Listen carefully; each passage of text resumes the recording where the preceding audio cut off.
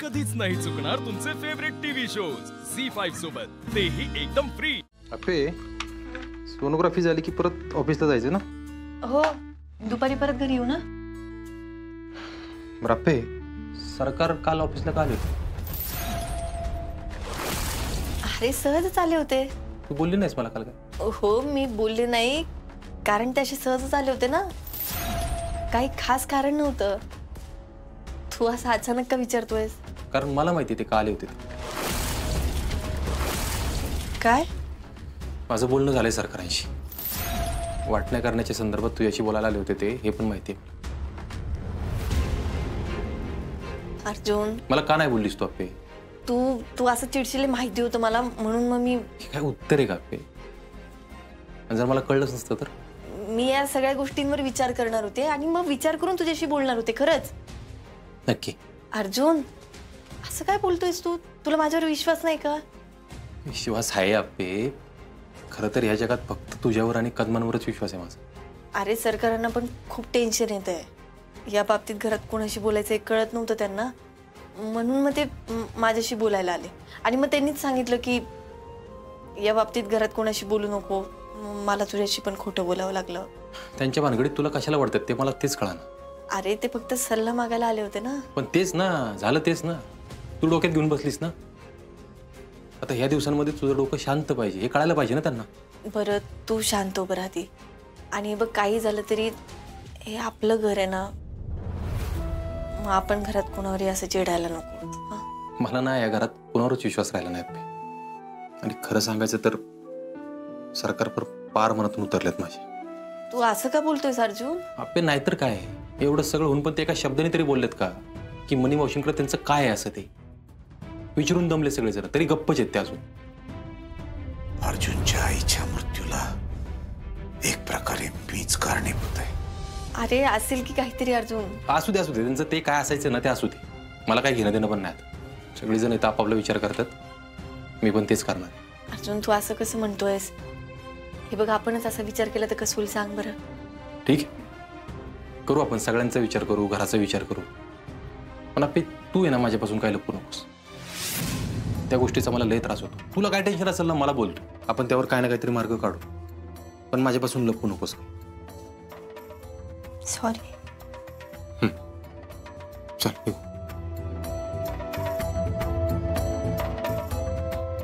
Sorry Arjun, तुझ्या आईबद्दलचं सत्य मी कसं सांगू तुला माहित नाही. तोवर मला तुझ्याशी खोटं बोलावंच लागेल.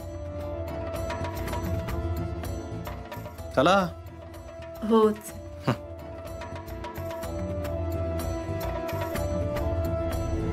वकील साहेब नमस्कार. हा सरकार बोलतोय मी. नाही ऐका ना, मी फोन यासाठी केला की मी जे काय तुम्हाला बदल सांगितले होते ना ते तुर्तास काही करू नका.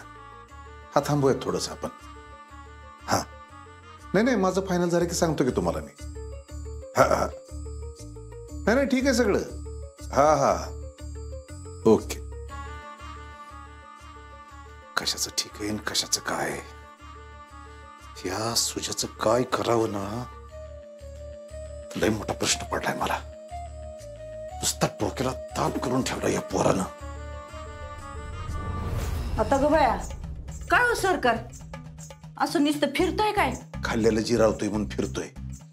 दुसरा उद्योग नाही ना काय? माणसाला काही विचार असतो का नाही? आपण कसला विचार करताय? आणि विचार करून काय होणार आहे का? तुम्हाला सल्ला मागितलाय मी. दम जरा शांत व्हा. मी ना तुम्हाला पाणी देते प्यायला. बसा बसा. बरं नाही बसायचं का? दमा हिथं देते पाणी. हा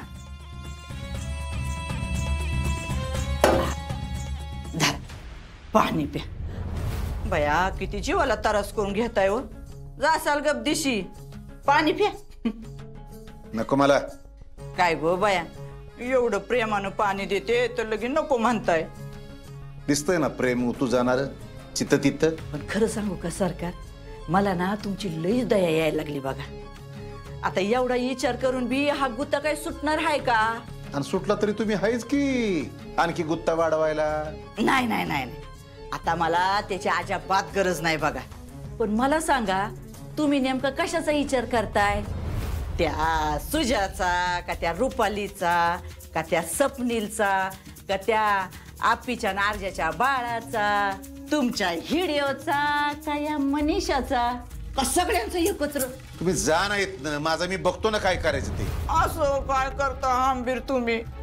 मी आता तुमची एवढी प्रेमाची बायको आहे का नाही?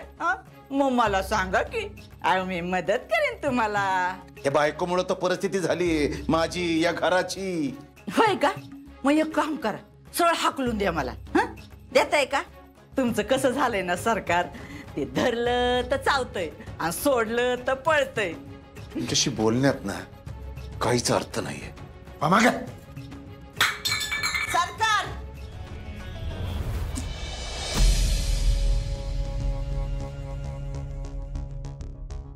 हो चिंचुके, का विचारायची पद्धत आहे का नाही? खाणार का म्हणून? का तुमच्या साहेबांनी हे पण नाही शिकवलं? अहो तुम्ही काय पाहुणं म्हणून नाही, अहो कैदी म्हणून येतं तुम्ही. बघू की आता मी किती दिवस कैदी राहतो इथे. एक समोसा द्या मला, आणि इथनं बाहेर आलो ना समोसांनी आंघोळ घालन तुम्हाला मी. नक्की काय झालंय तुम्हाला हो?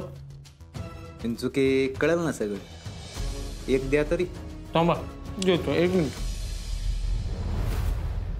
तुझे साहेब, तुम्ही साहेबांचं भाव आहे म्हणून देतोय. दुसरं कोण असतं ना उपाशी मारला असता बरं का तुम्हाला. तुमच्या साहेबांना थँक्यू सांगतो की मी. आणि चिंचुके तुझा साहेब मला आणि मी त्याला अजिबात भाव मानत नाही बरं का. अहो काय गोष्ट करताय सुजय साहेब?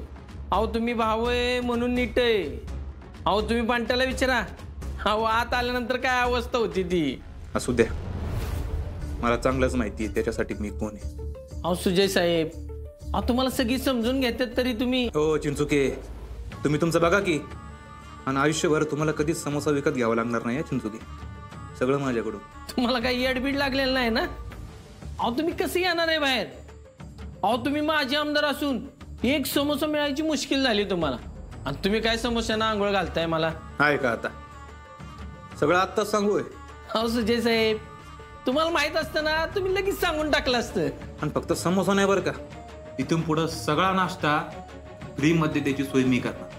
आणि माझ्यासाठी काम केलं तर लय काय काय करा. तुमचं कसं झालंय माहितीये का? घरनादार आणि म्हणा मला माझे आमदार. हो चिंचुके, नाही तुम्ही एवढं बोलताय, मला वाटलं लॉटरी बिटरी लागली काय तुम्हाला? हा तसं समजा हवं तर.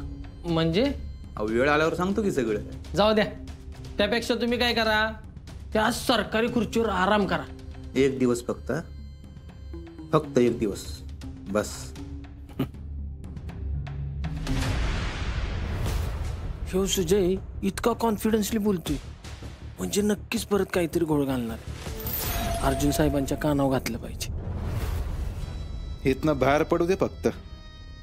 तुझी आणि तुझ्या साहेबाची काय अवस्था करतो बघ मी. मग समोसा काय चटणी पण मिळणार नाही तुम्हाला. झी5 ॲप डाउनलोड करा आणि पहा सर्व एपिसोड्स एकदम फ्री.